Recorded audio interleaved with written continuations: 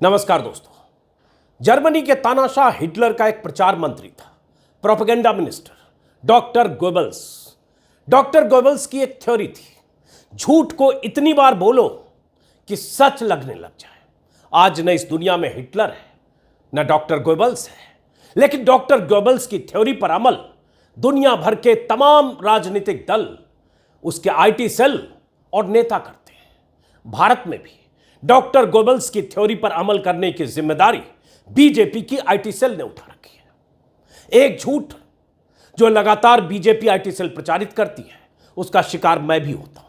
दर्जनों झूठ जो बीजेपी आईटी सेल प्रचारित करती है, उसके बारे में मैं अपने वीडियो में और मेरे जैसे तमाम लोग अपने वीडियो में बताते रहते हैं। कई ऐसे fact checker BJP IT cell के झूठ का पर्दाफाश करते रहते हैं। एक झूठ जिसका जिक्र किया, जो मेरे बारे में है, जो हर रोज ट्विटर पर आता है, मेरा पीछा करता है, और बीजेपी के नेता, स्थानीय नेता, जिले जिले में जो काम करते हैं वो नेता, या बीजेपी के जो बाकी संगठन है, या हिंदुत्ववादी जो बाकी संगठन है, उससे जुड़े लोग, मोदी योगी भक्त, अमित शाह के भक्त, खुद को कट्टर सनातनी कहने वाले लोग, ऐसे लोग ट्विटर पर एक फर्जी ट्वीट के स्क्रीनशॉट का सहारा लेकर मेरा पीछा करते हैं और डॉक्टर गोबल्स की थ्योरी को सही साबित करते हैं। स्क्रीन पर आप देख पा रहे हैं, एक ट्वीट है, नाम मेरा ही है, अजीत अंजुम। तस्वीर मेरी वैसी लगी है जो मेरे ट्विटर टाइमलाइन पर है, और ये ट्वीट 31 जनवरी 2022 से सर्कुलेशन में है, लेकिन सर्कुलेशन में है मार्च 2022 के बाद से। ट्वीट क्या है? कहा यह गया कि मैंने ये लिखा था 31 जनवरी। क्या है? अगर 2022 के चुनाव में उत्तर प्रदेश में योगी फिर से जीत गए तो मैं पत्रकारिता छोड़कर दिल्ली की बल्ली महाराज है, गलत इन्होंने लिखा है, मैं चिकन पकौड़े की दुकान खोल लूंगा। अब ये वो ट्वीट है जो ना तो मैंने किया, न तो ऐसा मैं कभी लिख सकता हूं, न तो पूरे यूपी चुनाव के दौरान जितने भी वीडियो मैंने बनाए, 100-150 जितने भी होंगे 6-7 महीनों के दौरान, किसी भी वीडियो में एक शब्द बीजेपी हार रही है इसका कहीं जिक्र नहीं है, क्योंकि मुझे अंदाजा था, मैं देख पा रहा था कि बीजेपी जीत रही है। और अगर होता तब भी मैं ऐसे ट्वीट्स नहीं करता। लेकिन ये ट्वीट हर रोज मेरे ट्विटर टाइमलाइन पर, मैं कुछ भी लिखूं, फूल पौधे की तस्वीर लगाऊं तो, कोई वीडियो डालूं तो, ये ट्वीट मेरा पीछा करता है। तो मैंने सोचा आज इस झूठ का शिकार मैं हो रहा हूं। हालांकि एक बार मैंने पहले भी मेरे ख्याल से यूपी चुनाव के बाद वीडियो में बताया था, लेकिन लगा फिर बताना चाहिए। और क्यों कह रहा हूं कि बीजेपी आईटी सेल के लोग, बीजेपी से जुड़े लोग दो टकिए ट्रोल कर रहे हैं और सुनियोजित ढंग से कर रहे हैं, बार बार कर रहे हैं, ये समझिए।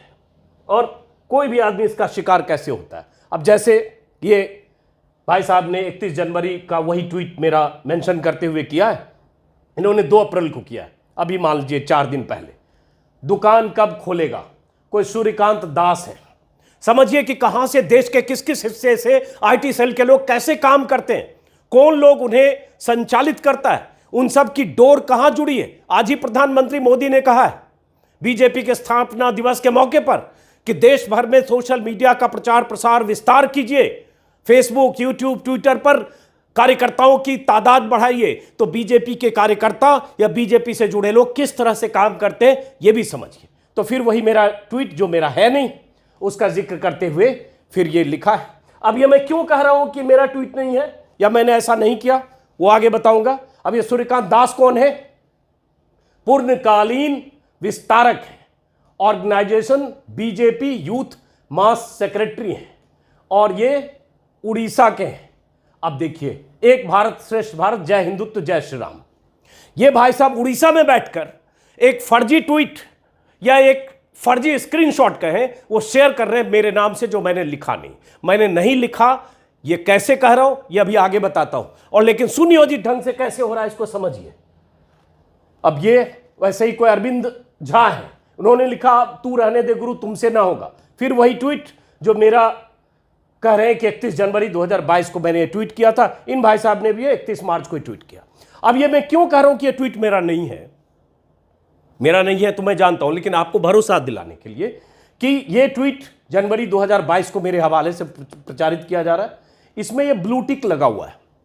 ब्लू टिक मुझे ट्विटर ने कभी दिया नहीं, शायद इस लायक माना नहीं, पता नहीं कैसे कैसे लोगों को मिलता रहा, मुझे नहीं मिला। मैंने अभी जब सब्सक्रिप्शन का उसमें शुरू हुआ ब्लू टिक, तो मैंने सब्सक्राइब किया, जो कुछ हफ्ते पहले किया है, 4-5-6 हफ्ते पहले किया है, सब्सक्राइब किया है। तो जब से ये ट्वीट, जब का ये ट्वीट कहा जा रहा है मेरे हिस्से का, मेरे हवाले का, मेरा लिखा, तब मेरे पास ब्लू टिक ही नहीं था। लेकिन ये फर्जी है, इसलिए कुछ भी कह सकते हैं। और ये लिख रहे हैं कि यूपी में जीत गए तो मैं पत्रकारिता छोड़ दूंगा। मैं फिर कह रहा हूं कि मैं ऐसा किसी भी दल के लिए कभी कुछ कहता नहीं, क्योंकि मेरा ये काम नहीं है। जनता तय करेगी। पत्रकारिता मैं करता रहूंगा, चाहे बीजेपी आईटी सेल के लोग कुछ भी करते रहे, मुझे बदनाम करने की साजिश करते रहे। अब ये अरविंद झा कौन है जिन्होंने पहले ट्वीट किया? अब ये देखिए, IT and social media head है, बीजेपी एम फॉर दिल्ली के सोशल मीडिया हेड हैं और दिल्ली प्रदेश के हैं, इंटरेस्टेड इन पॉलिटिक्स। अब ये भाई साहब जो बीजेपी के आईटी सेल के हेड हैं, अब ये भाई साहब कर क्या रहे? ये एक फर्जी स्क्रीनशॉट के जरिए मेरा पीछा कर रहे हैं। तो इसका मतलब मान लें कि प्रधानमंत्री अमित शाह, योगी ऐसे ही लोगों की फौज देश में बनाना चाहते हैं। ऐसा ही आईटी सेल है बीजेपी का, कुछ पेड है, कुछ भक्ति भाव से है, कुछ किसी उम्मीद भाव से है, और उसके बाद ऐसे फर्जीवाड़ा करके लोगों को बदनाम करने की साजिश रचता है। आज मैं शिकार हूं, बहुत सारे नेता, अभिनेता, तमाम लोग शिकार होते हैं जो मोदी और बीजेपी की नीतियों से असहमत होते हैं।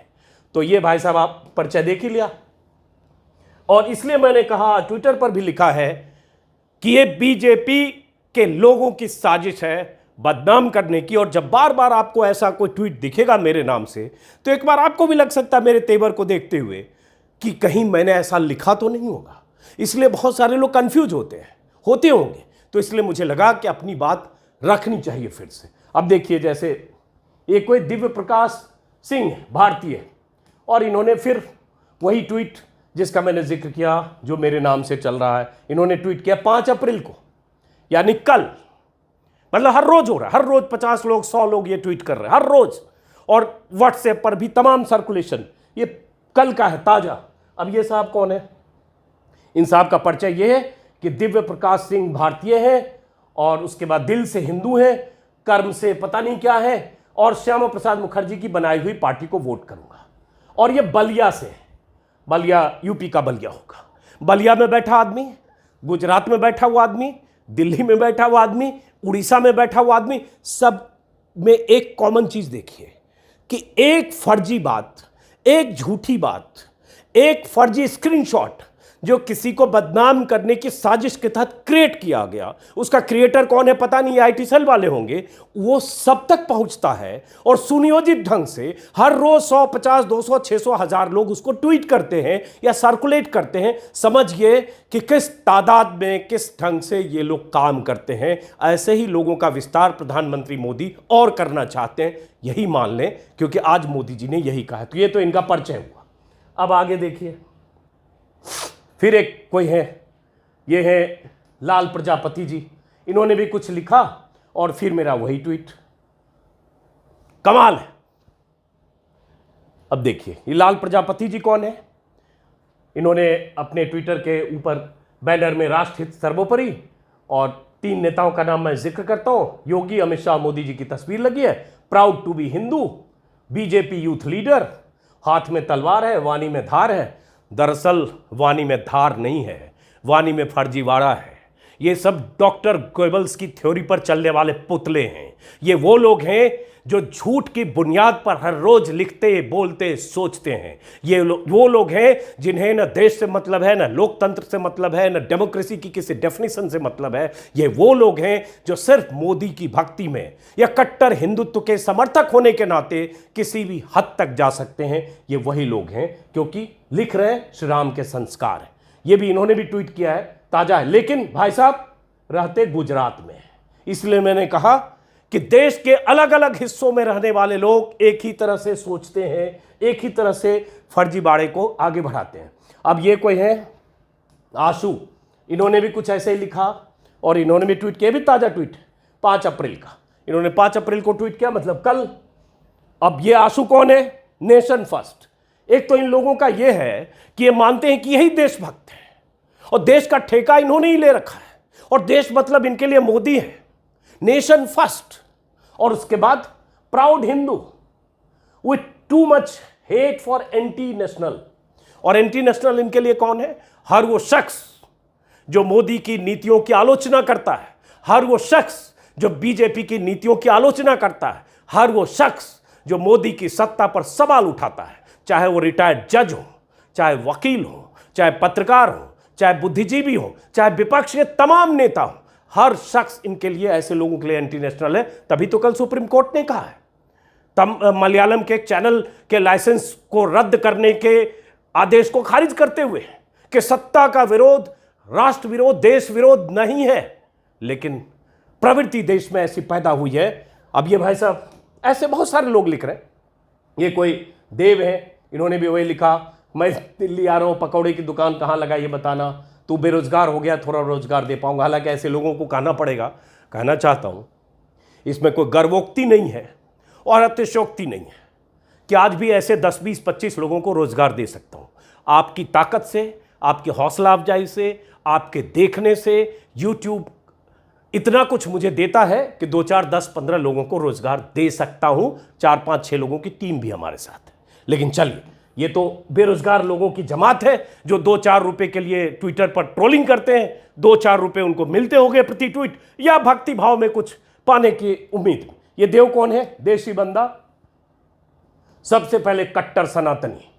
ये कट्टर सनातनी, ये कट्टरपंथी लोग हैं। दरअसल ये वो कट्टर लोग हैं जो कट्टर लोग लोकतंत्र में बिल्कुल यकीन नहीं करते, इसलिए ये हर उस शख्स को बदनाम करने की साजिश का हिस्सा बनते हैं जो इनके खिलाफ होते हैं। अब उसके बाद कोई राष्ट्रभक्त है जो क्या हुआ तेरा वादा, इन्होंने भी लिखा है 6 अप्रैल, ये तो आज का ही ट्वीट, ताजा ट्वीट, इन्होंने भी यही लिखा है। ऐसे बहुत सारे लोग हैं, अब इनका भी परिचय देखेंगे तो इसी तरह का निकलेगा। कोई कमलेश वंसल है, दुकान कब खोल रहे हो लिख रहे हैं। कोई पकौड़े की दुकान बता दो नीतीश भारद्वाज हैं, इन्होंने भी 5 अप्रैल को लिखा है। मतलब ये जो अभी ट्वीट्स दिखा रहा हूं कल और आज के ट्वीट्स, मतलब ताजा। कोई हिमांशु चौहान है, इन्होंने भी लिखा है 5 अप्रैल को, मतलब कल लिखा है, आज 6 तारीख को मैं आपको दिखा रहा हूं, देखते जाइए। ये कोई लालाजी पुरेंदर गोयल हैं, इन्होंने लिखा 6 अप्रैल को, मतलब आज सुबह 9:16 पर, वही जो मैंने ट्वीट किया नहीं, जो कभी मैंने लिखा नहीं। लेकिन ये सब डॉक्टर गोयबल्स की थ्योरी पर चलने वाले लोग हैं। झूठ बोलो, झूठ बोलो, झूठ बोलो और झूठ बोलो। मोदी जी का एक वीडियो है, वो वीडियो ऐसे मोदी जी ने बनाया था या बनाया नहीं था, अपने भाषण में वो बोला होगा विपक्ष के लिए, लेकिन मोदी जी का वो बयान मोदी जी के समर्थकों पर हूबहू लागू होता है। मैं चाहता हूं बीच में वो वीडियो भी प्ले कर देता हूं। झूठ बोलो, झूठ बोलो, खूब बोलो, झूठ बोलो। सुनिए जरा। झूठ बोलो, बार बार झूठ बोलो, जो भी बोल सकते हैं सब झूठ बोलो, जहां भी बोल सकते हैं झूठ बोलो, जितनी बार बोल सकते हैं झूठ बोलो, किसी भी विषय पर बोलो तो सिर्फ और सिर्फ झूठ बोलो। एक ही काम, झूठ बोलो, झूठ बोलो, झूठ बोलो, बार बार बोलो, बार बार बोलो, बार बार बोलो, हर जगह पे बोलो और जोर जोर से। तो सुन लिया आपने मोदी जी को, और यही झूठ बोलो, झूठ बोलो, झूठ बोलो जो मोदी जी अपने भाषण में विपक्ष के लिए कह रहे हैं, दरअसल बीजेपी से जुड़े हजारों लोग, हजारों कार्यकर्ता, लाखों हो सकते हैं, व्हाट्सएप पर, ट्विटर पर, फेसबुक पर, यूट्यूब पर मौजूद हैं। उसमें हर स्तर के नेता हैं। वो झूठ बोलो, झूठ बोलो, झूठ बोलो की नीति पर अमल करते हैं, और उन्हीं में से ये वो तमाम लोग हैं जो मेरा पीछा कर रहे हैं। बहरहाल उसके बाद फिर वैसे ही कोई है डॉक्टर मिश्रा, इन्होंने भी आज ही लिखा है शायद, हाँ, इनका भी 6 अप्रैल आज का ट्वीट 9:16 पर, चिकन पकौड़े की दुकान कब खोलेंगे बताइए। ये कोई और है बलजीत कसाना, इन्होंने भी आज ही किया है 6 अप्रैल को 9:16 पर। उसके बाद एक नया आइटम दिखा मुझे। ये नया आइटम ये है कि मैं ट्विटर पर घोषणा करता हूं कि अगर गुजरात में भाजपा सरकार फिर से आ गई तो वापस अपने गिरे जिले बिहार के बेगूसराय चला जाऊंगा और झींगा मछली बेचूंगा। अब बताइए, अभी तक तो बल्ली मारान में क्या पकौड़े की दुकान खुलवा रहे थे, अब ये झींगा मछली की बात करने आ गए। और वैसे ही ये है, और ये ट्वीट कब का है मेरा, 24 अगस्त 2022 का है। समझिए ज़रा, मतलब मैं यही ट्वीट करता रहता हूँ। क्या मूर्खों की जमात है। ऐसे बहुत सारे ट्वीट भरे पड़े हैं। और पहली बात कि मैं हाँ बेगूसराय का रहने वाला ज़रूर हूँ। दूसरी बात कि मैं ऐसी तमाम तरह की साजिशें या ऐसी तमाम तरह की कोशिशें जो मुझे मेरी छवि खराब करने के लिए या बदनाम करने के लिए की जाती है, उससे मैं ज़रा भी चिंतित नहीं होता हूँ, ज़रा भी परवाह नहीं करता हूँ। इस वीडियो को बनाने का मकसद सिर्फ इतना था ताकि ऐसे बहुत सारे लोग आप में से जो मेरे शुभचिंतक होंगे, उन्हें लग सकता है कि क्या अजीत अंजुम ने ऐसा कुछ लिखा बोला क्या, इसलिए मैं ये वीडियो आपके लिए बना रहा हूँ। मुझे पता है कि वो जो ट्रोल हैं, बीजेपी के जो टुटपुंजिए ट्रोल्स हैं, आईटी सेल के जो छर्रे हैं, दो टकिए ट्रोल हैं, वो यही करते रहेंगे। वो जानकर भी करेंगे क्योंकि वो जानकर कर रहे हैं। रही बात इस तरह के ऐलान की कि यूपी चुनाव में योगी हार जाएंगे तो ये होगा, गुजरात में बीजेपी हार जाएगी तो ये होगा, मैंने तब भी कहा, अब भी कह रहा हूँ, मैं इस तरह के ऐलान करता नहीं। आकलन के आधार पर गुजरात में मैंने ज़रूर कहा था चुनाव दूसरे दौर के पहले कि बीजेपी क्लियर कट जीत रही है। गुजरात में मैंने कहा था आम आदमी पार्टी सिंगल डिजिट, कांग्रेस बहुत नीचे, ये भी मैंने कहा था। तब भी मुझे ट्रोल किया गया, तब दूसरे किस्म के लोग ट्रोल कर रहे थे कि गुजरात में बीजेपी हार रही है, बीजेपी को जिता रहे हैं।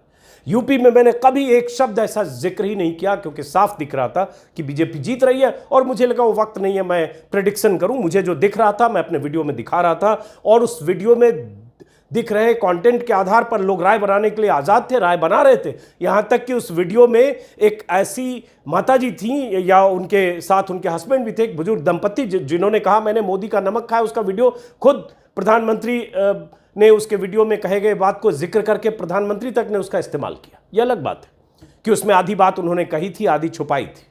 लेकिन मेरा काम एक पत्रकार के नाते यही है कि जो मुझे दिखेगा वही बताऊंगा। मैं कोई सुपारी जर्नलिज्म नहीं करता हूं जैसे आज की तारीख में बहुत सारे लोग करते हैं, जैसे आज की तारीख में 90% मोदी भक्त मीडिया करता है, ये सब आपको पता होगा।